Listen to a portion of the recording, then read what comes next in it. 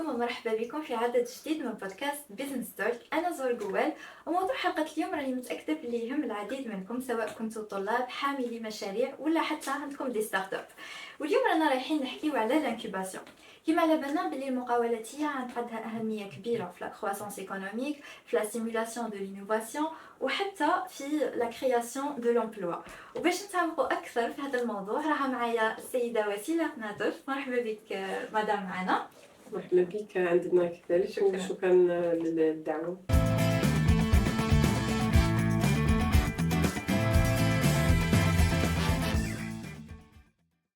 شكرا لك مدام. دونك واش تقدري تعرفي المشاهدين على مدام وسيلة قناطر؟ Très bien, السيدة وسيلة قناطر حاليا راني مديرة الاحتضان لريادة الأعمال والتكوين في الوكالة الوطنية لترقية الحضارة التكنولوجية وتطويرها. Précédemment et de formation, je suis ingénieure en informatique, donc spécialisée en business intelligence. Donc j'ai travaillé dans différentes entreprises, toujours dans le domaine de l'informatique. Et disons que la voie vers l'accompagnement des startups, c'était surtout pour la partie innovation, création toujours, et aussi technologie. Oui, vraiment au niveau de la MPT, c'est ce que j'ai trouvé. Donc tout le temps suivre les nouvelles technologies, accompagner des porteurs de projets sur de nouveaux projets très innovants, et c'est très stimulant. الله يبارك. دونك سيدة قناطر، على بالنا بلي لي ستارت اب اون بوزوان دان كادر كي سوا فافورابل. دونك واش هو تأطيركم لهذا حاملي المشاريع ولا سواء حتى اصحاب الشركات الناشئة في ما يخص هذا المجال؟ Très bien. Donc shukran, merci pour la question. Donc peut-être je vais commencer par un peu expliquer notre activité. Donc الوكالة الوطنية لترقية الحضارة التكنولوجية وتطويرها، donc la MPT. C'est une entreprise publique. Nous sommes sous la tutelle du ministère de la Poste et Télécommunications. Donc, وزارة البريد والمواصلات السلكية ولا سلكية. Et donc, nous sommes spécialisés dans notre domaine, les TIC, le numérique. Et la mission principale de l'agence, c'est de développer les parcs technologiques. Donc, actuellement, nous sommes à Sidi Abdallah, à l'incubateur Sidi Abdallah. Nous avons aussi d'autres incubateurs à Bodj Bouariri, à Oran. Et aussi, donc, nous faisons aussi l'incubation virtuelle, le programme VIP Virtual Incubation Program qu'on a lancé avec le Covid. Voilà, donc l'incubation, c'est vraiment l'activité la plus visible de l'agence, mais l'agence, bien sûr, a d'autres activités. Et l'incubation, c'est aussi le premier maillon de la chaîne de valeur de l'agence, parce que c'est de là où on accompagne, on développe des entreprises, des startups technologiques, innovantes, et progressivement aussi, surtout l'accès au marché, trouver les clients et donc développer ce tissu économique important. Voilà, donc l'incubation, c'est vraiment un support important pour les porteurs de projets, les startups, surtout dans l'innovation et aussi dans les TIC. C'est aussi le premier lieu qui va, parce que les incubateurs, c'est aussi un lieu physique qui va aussi permettre aux porteurs de projets, aux startups de se rencontrer. Exactement. Et ça, c'est très intéressant, parce que l'entrepreneur, en général, souvent, donc il y a un effet d'isolement. Ils sont un peu isolés, ils sont tout seuls, donc il y a beaucoup de charges. Donc le fait de se retrouver dans le même lieu avec d'autres porteurs de projets, d'autres entrepreneurs qui eux aussi vivent peut-être les mêmes choses, donc cette solidarité, cet écosystème, et donc ça va beaucoup les motiver. Et voilà, donc c'est pour ça que nous, au niveau de nos incubateurs, nous faisons très attention justement à avoir ce cadre qui doit surtout être motivant, qui doit pousser les porteurs de projets à aller vers l'avant, et toujours à rester focalisés sur leur projet et avoir toujours cet état d'esprit très motivant. Donc on fait très attention sur ça. هضرتينا على لي بروجي ولي ستارت اب. دونك كاين واحد لا كيسيون اللي حابه نطرحها، واللي هي على اي اساس تخيروا ان بروجي بلوتو كو ان اوتر؟ زعما واش هما المعايير اللي يخلوكم تشوفوا انه هذا البروجي هو اللي تحتضنوه؟ Très bien, donc merci pour la question. Donc première des choses, donc c'est notre domaine déjà. Donc en fait, on accompagne essentiellement les porteurs de projets, les startups dans les domaines TIC. Mais ça ne veut pas dire que donc, les solutions ne concernent que la technologie. Donc, par exemple, on a beaucoup de startups qui développent pour l'éducation, la santé, aussi maintenant d'autres secteurs tels que l'oil and gas, le forage, donc enfin vraiment différents secteurs, la fintech aussi, les finances, voilà, donc, mais notre condition, c'est que ça soit basé sur les TIC, les technologies de l'information, de la communication et le numérique. Ça, c'est la première condition, ça, c'est le premier filtre. Donc, le deuxième critère, c'est donc l'innovation. C'est très important pour nous que, et c'est un peu le critère aussi des startups, c'est que les projets soient innovants. Donc, on cherche toujours ce qui est vraiment demandé sur le marché et pour lequel il n'y a pas encore de solution. Précédemment, donc, il y avait certains sujets qui étaient vraiment très demandés sur le marché. Maintenant, on commence à avoir de nouveaux besoins et c'est tout le temps en évolution. Exactement. Et donc, en fait, on avance en même temps avec les besoins du marché et aussi avec les progrès de la technologie. Parce que plus la technologie avance, plus aussi, donc c'est des solutions qui sont demandées. Donc, à chaque fois, donc, on se focalise sur ce qui est vraiment nouveau, sur l'innovation, sur le besoin du marché qui n'est pas encore satisfait. Donc ça, c'est le deuxième critère. Troisième critère très très important, c'est le profil du porteur de projet et de son équipe. Donc ça, c'est aussi, c'est vraiment un critère sur lequel on se concentre beaucoup. Donc on cherche vraiment de bons profils, les profils, et donc là, on va vraiment dans le détail. On demande des CV, on demande des références, on demande aussi le parcours, on fait des entretiens pour vraiment trouver, parce que le facteur de succès le plus important d'un projet entrepreneurial, c'est vraiment le porteur de projet et son équipe. Oui. Et j'insiste sur équipe parce que un porteur de projet qui est tout seul, le projet n'ira pas loin. Donc, et qui n'arrive pas aussi à avoir une équipe, à mobiliser des gens autour de son projet, ça aussi c'est un indicateur de risque important pour le projet. Voilà, donc on se focalise sur ces trois critères très importants. Et après, bien sûr, on a d'autres critères, mais c'est ces trois-là qui sont les plus importants. دونك نرجعو لواحد الموضوع اللي يخصنا حنا كدي زيتيديون واللي هو الطلاب المعنيين بقرار 1275. اسكو كاين ان بروغرام دانكوباسيون ليهم هما بالذات ولا لهذا الفئه من الطلاب؟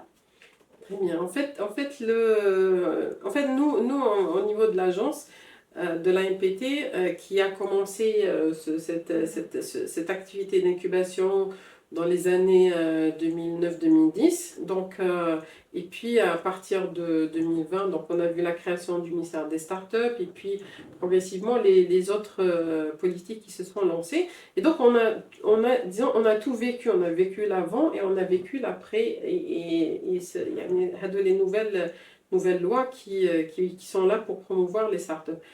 Et donc, vraiment, on a constaté et on constate à quel point c'est important quand vraiment la politique soit impulsée d'en haut et que des actions de promotion déjà de la culture de l'entrepreneuriat qui encourage et là, ça a tout changé. Ça a tout changé. Avant, il n'y avait pas cet engouement pour l'entrepreneuriat, mais une fois que, par exemple, le ministère des startups a créé la labellisation, ce qui a déjà soutenu nos startups qui existaient, qui avaient quelques années déjà d'existence, et ça leur a donné une légitimité, ça leur a donné aussi un vrai statut, parce qu'avant, ils étaient des entreprises telles que toutes les autres entreprises. Mais une fois qu'il y avait le label startup, donc les startups qui existaient avant, vraiment, on pouvait les distinguer des autres parce que caractère innovant, et c'était vraiment un plus nos startups, ils ont vraiment bénéficié de ça. Et puis après, avec le 1275, parce que aussi, donc, comme l'agence, je vous disais, elle faisait l'accompagnement depuis longtemps, donc en fait, on avait tous les profils. On avait les profils étudiants, on avait les profils nouveaux diplômés, on avait des profils de gens qui étaient employés, enfin, tous les profils. Les profils sont différents et donc aussi l'accompagnement doit s'adapter à chaque profil. Et donc le fait que les universités ont créé des incubateurs, on était vraiment très contents et ça aussi on l'avait vécu parce que une fois que les incubateurs d'université existent, ça veut dire qu'ils vont prendre en charge déjà le profil étudiant qui est peut-être le profil le plus nombreux. Donc, alhamdoulilah, Allah يبارك, on a beaucoup خاصة مؤخرا أنا نشوفو فيها. exactement, on a beaucoup d'étudiants et le fait qu'ils soient accompagnés déjà au niveau de leurs universités pendant leur parcours universitaire, donc c'est une très très bonne chose et on a vu vraiment l'impact. Je vais vous dire, Win, à quel moment on l'avait vécu. Quand le 1275 a démarré l'année passée, en 2023, et nous, comme chaque année, fin de l'année, on lance un appel à inscription, un appel à projet pour la nouvelle année. Et donc cette année-là, en fin 2023, on avait beaucoup d'étudiants qui se sont inscrits dans nos programmes d'incubation. Et surtout la qualité. Là, vraiment, on a vu la différence. C'est que parce qu'on demande beaucoup d'informations, on cherche vraiment à trouver les bons. On a un processus assez long de sélection, vraiment pour essayer vraiment de trouver les meilleurs. Et là où il y a le plus gros potentiel. Et donc cette année-là, on a pris pas mal d'étudiants parce que vraiment la qualité, elle était... Et ça, c'est le fruit de première expérience ou premier projet ou formation déjà au niveau de leurs universités. Quand déjà dans l'université, ils font l'exercice de créer un modèle d'affaires, de travailler sur un business plan, sur un prototype. Donc ça, c'est déjà une première expérience. Et travail en équipe aussi. Voilà, constituer une équipe, présenter, donc communiquer. Ça, c'est le fait qu'ils l'ont déjà fait dans leur cursus et à l'université. Une fois qu'ils sont, par exemple, qui viennent chez nous, on voit la différence, on voit la qualité. Ils sont plus sur d'eux. Il y a aussi une qualité dans les projets. Aussi l'effet, parce que et ça c'est la particularité des étudiants.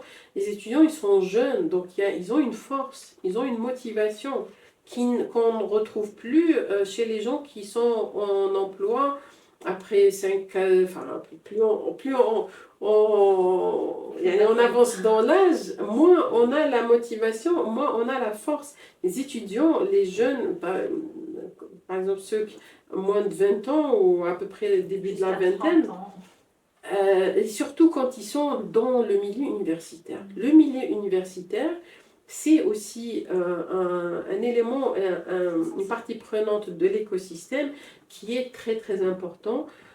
Pourquoi? Parce que c'est là où il y a tout ce qui est promotion d'innovation, donc on est dans un contexte d'études, de réflexion.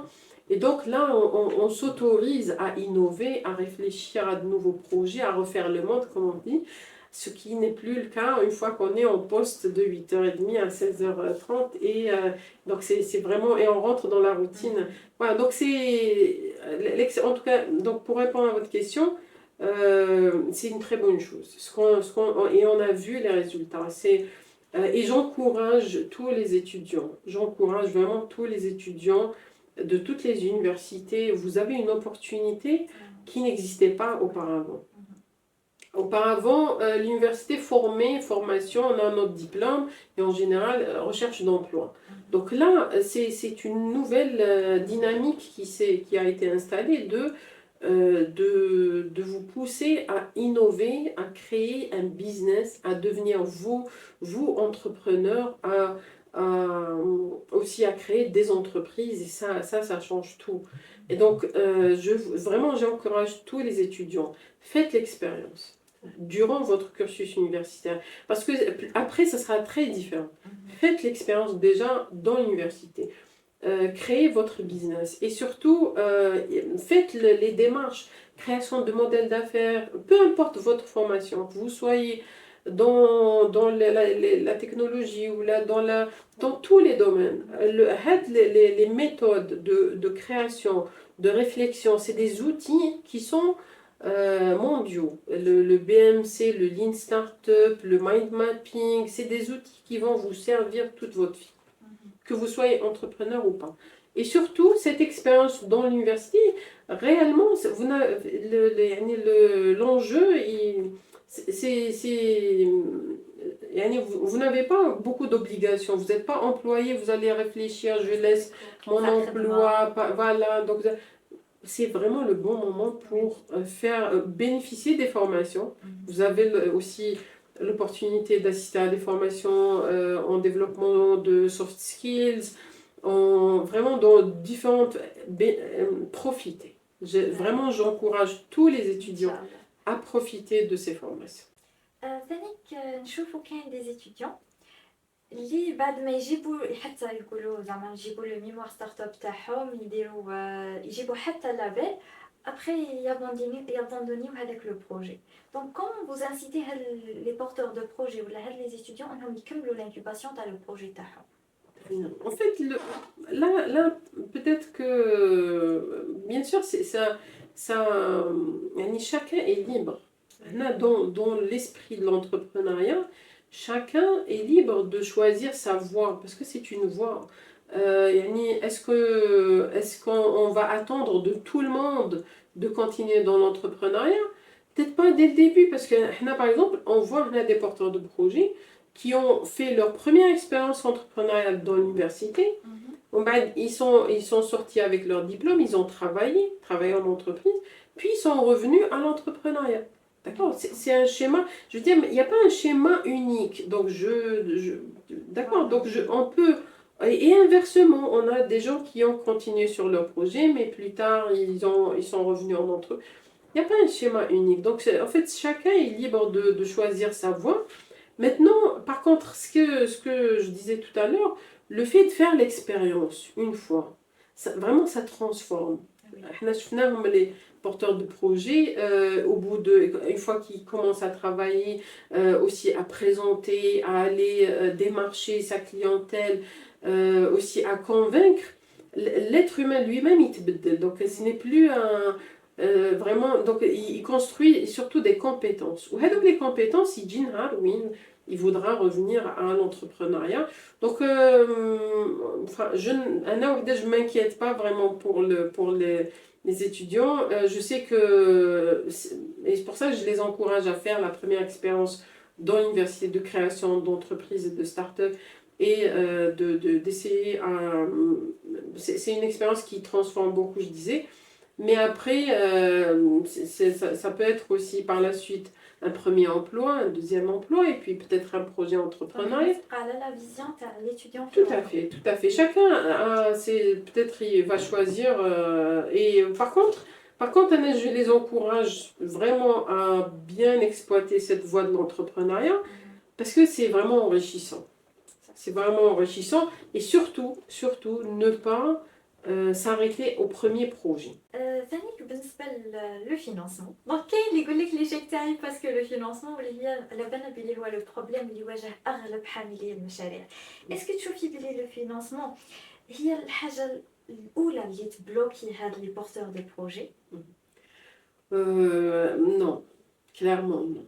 Ce n'est pas vraiment ce qui bloque. Non. En fait, le financement, il est important.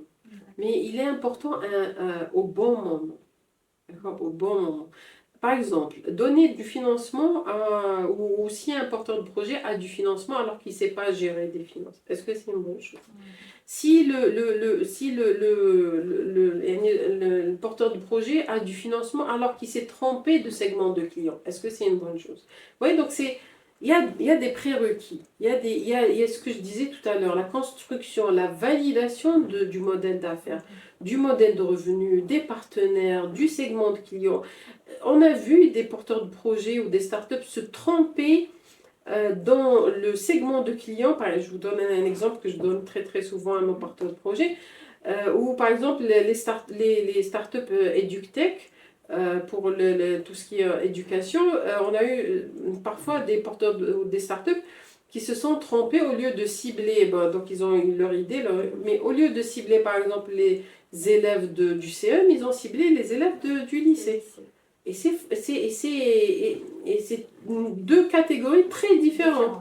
Et lorsqu'ils se sont rendus compte, le projet était construit, la solution était construite, et comment ils l'ont compris, c'est quand ils ont lancé le produit, ils avaient beaucoup plus d'élèves de CM qui ont utilisé la solution que d'élèves de CM. Et c'est difficile après de revenir en arrière. Bon, c'est pas impossible, mais il faut de l'investissement. Il faut encore investir parce qu'il y a du contenu à refabriquer, et du temps, et aussi garder la motivation. La start-up a gardé sa motivation et continue à persévérer. Mais voyez, donc c'est beaucoup plus compliqué quand on se trompe de segment de clients que lorsqu'on n'a pas de financement. Donc là, j'insiste que le plus important, c'est pas le financement. Le financement, c'est bien, c'est important, mais au bon moment. نحكي دوكا على le marché algérien. Est-ce que tu trouves que le marché algérien est un environnement qui est favorable pour le lancement de ces startups ou là, de ces projets? D'accord. En fait, c'est une question très importante parce que c'est le marché qui vraiment détermine le besoin, détermine les opportunités. Et c'est, alors nous, quand on définit l'écosystème entrepreneurial, le marché, c'est un des piliers, des 7 piliers très importants de l'écosystème. Donc peut-être ce serait bien aussi de parler un peu de l'écosystème et comment on le définit. Et pourquoi c'est important de connaître l'écosystème et les parties prenantes de l'écosystème et les acteurs de l'écosystème. Parce que justement, c'est un tout. Souvent, on parle des incubateurs comme si l'incubateur, et encore, j'entends encore des gens dire que oui, l'écosystème, c'est vous les incubateurs. Non, non, nous, on est une partie, une petite partie. Exactement, l'incubateur, c'est une partie de l'écosystème. L'écosystème entrepreneurial, il y a différents modèles qui ont été créés par des spécialistes, une modélisation. Nous, on a pas mal travaillé sur un modèle qui est très connu, c'est le modèle d'Eisenberg de l'écosystème entrepreneurial. Et aussi le modèle qui se rapproche de notre domaine, qui sont les TIC, c'est le modèle de l'UIT, l'Union internationale des télécoms, dans lequel donc, on explique que l'écosystème entrepreneurial est composé de 6 parties prenantes. Bien sûr, qu'il y a le secteur privé et le secteur public, ça c'est 2 parties prenantes. Qu'il y a aussi donc, tout ce qui est les institutions de formation, d'enseignement, d'éducation. Donc c'est la capacité building, donc c'est la force ou le développement de la ressource et des talents, et c'est vraiment une partie prenante très importante dont les universités font partie. Et aussi, donc on a aussi bien sûr une partie prenante très importante dont on vient de parler, c'est les institutions de financement, donc très importantes dans l'écosystème. Et il nous reste 2, donc les entrepreneurs et donc qui sont une partie prenante aussi très importante. Et donc nous, les organismes de soutien. Ce qu'on appelle le réseau de soutien aux entrepreneurs. Donc il y a les incubateurs, les accélérateurs, il y a aussi tout ce qui est associations, les associations patronales. Enfin, donc il y a tous ces acteurs-là influencent les projets dans cet écosystème entrepreneurial. Ils peuvent les influencer bien sûr positivement ou pas. Et donc c'est important pour chaque entrepreneur de connaître, ou chaque porteur de projet, de connaître ces éléments de l'écosystème et de connaître le rôle de chacun. D'accord, c'est très important. Pourquoi? Parce qu'il ne faut pas qu'il se trompe par exemple, il cherche du financement. Au lieu d'aller vers les institutions de financement, il va aller vers d'autres institutions. D'accord. C'est très important qu'on connaisse ces parties prenantes et qu'on connaisse le rôle de chacune. D'accord. Pour l'entrepreneur, c'est vraiment important pour aller s'adresser au bon acteur pour le bon support, le bon besoin dont il a besoin. Ça, c'est très important. D'autre part, chaque partie prenante doit aussi savoir son rôle. Ça, c'est important. Et le jouer. D'accord. Et aussi dans cet écosystème, donc il y a aussi un élément très important, il faut que les parties prenantes travaillent ensemble. D'accord. Ça aussi, c'est un facteur très important. Donc si chaque partie prenante travaille bien, mais toute seule dans son... Ça, c'est pas ce qu'on appelle l'effet silo. Donc c'est pas efficace, ça ne rend pas service à l'écosystème. Donc il faut qu'il y ait une interaction, une forte interaction entre chacune des parties prenantes de l'écosystème Ça, c'est des conditions du développement d'un bon écosystème dans lequel les projets vont vraiment se développer. Après, donc, il y a aussi ce qu'on appelle les piliers de l'écosystème. Le marché, c'est un des piliers de l'écosystème. Pourquoi? Parce que le marché, c'est lui qui va attirer et c'est lui qui va donner des opportunités. Donc quand on voit des opportunités sur le marché, on va entreprendre, on va créer, on va proposer des solutions. Il faudrait que aussi il soit aussi attractif, mais aussi ouvert, il soit aussi facile. Aussi, je vous donne un exemple, souvent on entend l'Algérie, c'est un marché vierge. Qu'est-ce que ça veut dire exactement? Surtout l'accès au marché algérien, est-ce que c'est facile pour les entreprises? Voilà, donc ça c'est une bonne question. Est-ce que par exemple les lois sont en faveur? Est-ce que par exemple des marchés, par exemple, je vous donne un exemple concret, souvent on dit que le marché public est difficile d'accès Oui. parce qu'il y a de la réglementation, bon, ce qui est normal et c'est essentiel, sinon ça sera l'anarchie. Mais est-ce que c'est pas trop restrictif? Je peux vous dire qu'en partie oui, parce que pourquoi? Parce que pour certains projets innovants, surtout pour l'innovation, il faudrait avoir un process plus simple, plus simplifié. Parce que le temps, au lieu de passer du temps dans l'administration, dans la formule, enfin, ou toute la paperasse qui est exigée, il faudrait plutôt que ça soit plus souple, plus rapide. Et on commence maintenant à voir ça même chez nous. Et aussi, en fait, l'innovation, par exemple, vous pouvez, et ça on l'a vécu nous, où on a des startups qui, par exemple, en 1 mois, 2 mois de création, ont des solutions à proposer aux grandes entreprises.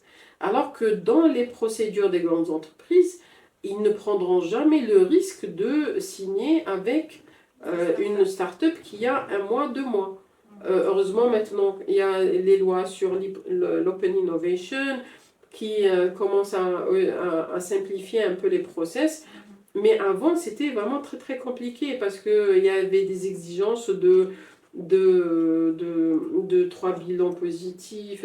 Ça freine un peu le marché. C'est vraiment ça qui va faire que le marché soit un peu complexe et difficile et que les entreprises ne vont pas tenir. Il y a aussi d'autres soucis, par exemple aussi ce qu'on appelle aussi les impayés. Donc par exemple le recouvrement. Donc par exemple les startups qui sont composées d'une même pas une dizaine d'employés et qui ont des charges et qui après ils livrent des solutions mais qui sont pour lesquelles ils sont payés pendant 1 année, 2 ans après.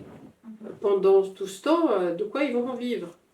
Alors, donc ça, c'est important aussi de sensibiliser le marché, mais aussi les entreprises, que si on veut vraiment soutenir tout ce tissu de nouvelles entreprises, de nouvelles startups, donc il faut faire attention sur ça, sur le recouvrement, sur le paiement des factures. Donc une entreprise qui a 6 mois d'existence ne peut pas supporter un impayé de 6 mois ou d'1 année. C'est pas comme par exemple une grande entreprise qui a déjà des années d'existence, qui même si vous les payez, et encore, c'est pas l'idéal, même si vous les payez 6 mois, 3 ou plus après, ils ont de quoi tenir. Mais les petites entreprises ne peuvent pas supporter ça. Vous voyez, donc c'est le marché, c'est tout ça. C'est des pratiques, c'est des lois, c'est des notions auxquelles il faut vraiment sensibiliser tout le monde parce que soit on veut vraiment soutenir et donc une start-up qui se crée, on lui donne toutes les possibilités de le rester et de se développer et de développer son business, ou bien il y a enfin, parce que nous on le voit, on voit vraiment des startups qui souffrent, surtout lorsqu'elles facturent et elles ne sont pas payées rapidement. Donc beaucoup ne tiennent plus. Beaucoup ne vont pas tenir très longtemps. Et donc, ça, c'est ça le pire parce que la même entreprise qui a tardé au paiement, 6 mois après, elle va chercher après la même start-up pour avoir le même service. Mais elle va pas la trouver. Elle va trouver qu'elle a déposé le bilan, elle n'existe plus. Ouais, donc, et c'est elle c'est elle qui va être pénalisée à la fin. Donc ça beaucoup ne comprennent pas que il faut qu'on fasse attention à ces nouvelles entreprises, à ces poussins d'entreprises. Comment on fait pour d'autres bébés pour vraiment qu'ils puissent se كما développer. ديجا نقول لك لي ستارت اب راهم دي بيبي فراجيل. C'est exact, très très fragile, très très fragile. شكرا لك سيده وسيله. دونك واش تقدري تقدمي لنا كنصيحه لي جون لي زيتيديون اللي راهم حابين يبداو في لي بروجي تاعهم؟ Très bien, merci à vous déjà. Anna, نشكركم pour tout le travail que vous faites et pour la sensibilisation. Et vraiment, donc, quand on voit des jeunes qui s'impliquent et qui font montrer la lumière à d'autres jeunes, donc vraiment, on a de l'optimisme et ça nous motive. Donc, merci à vous. Et vraiment, j'encourage tous les porteurs de projets et les étudiants en particulier. Et donc, je répète ce que j'ai dit tout à l'heure. Oui, vraiment, vous êtes dans le bon timing pour faire un premier projet entrepreneurial. C'est vraiment l'idéal. Rakouf l'entreprise, Rakouf plutôt l'université. Vous êtes pendant votre cursus universitaire, même en première année. Première année, cursus universitaire, commencez à réfléchir à un projet, identifier un problème, parce que c'est là d'où viennent vraiment les bonnes idées. Intéressez-vous à un secteur qui peut-être que vous connaissez déjà, ou la حاجة اللي عشتوها نتوما. D'accord, vous par exemple vous avez vécu ou là votre entourage vit une difficulté, ayez la réflexion ou le bon état d'esprit de dire comment on peut solutionner المشكلة هذه. Quelle solution on peut proposer, concevoir, élaborer pour apporter pour soulager les gens qui vivent هذا المشكل. C'est ça le démarrage d'un projet entrepreneurial. Et c'est là où vraiment on va apporter beaucoup de solutions à beaucoup de problèmes dans notre société. شكرا لك مدام وسيله. نشكرك على كامل المعلومات اللي قدمتيهم لنا اليوم. Merci. Je vous en prie. اي وي دونك كما يقولوا لكل بدايه نهايه، واليوم وصلنا الى نهايه السلسله الاولى من بودكاست بيزنس توك اللي كانت على المقاولات، وحاولنا انه نجيب لكم فيها مواضيع مختلفه في هذا المجال.